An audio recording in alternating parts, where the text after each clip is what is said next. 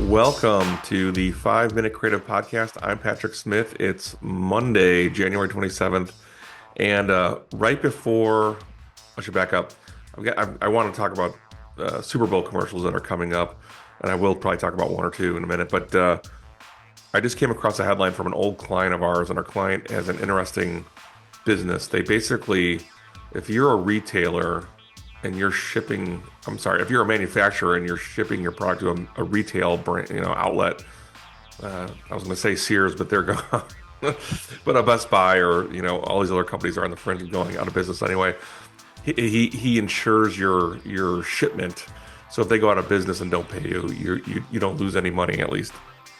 Anyway, happen to see a headline come across his feed on LinkedIn.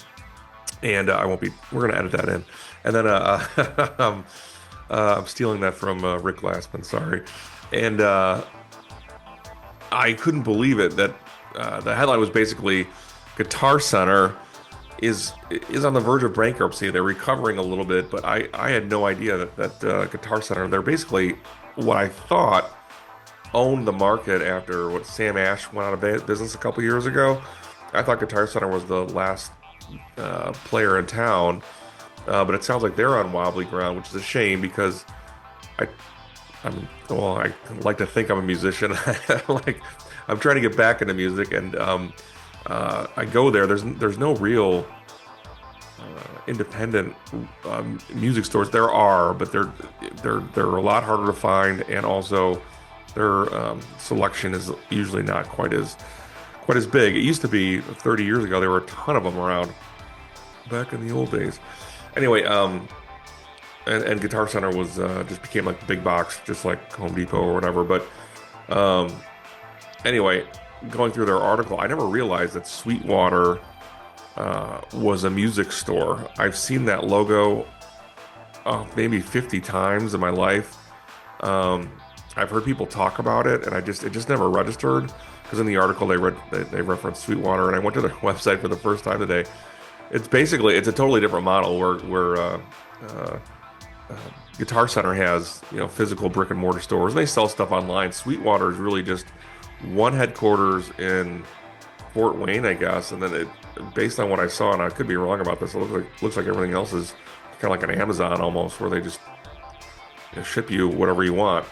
And their headquarters looks like a big facility where they have lots of demo rooms and classes and stuff like that. It looked pretty sophisticated. So it looks like we're at the tipping point again of a lot of retailers probably just being hollowed out.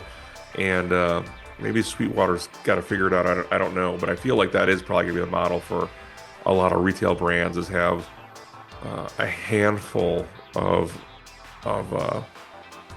big facilities in big cities or outside of big cities, where in the burbs where the land's a little bit cheaper, 2 or 3 East Coast, the Midwest, and the West Coast kind of thing.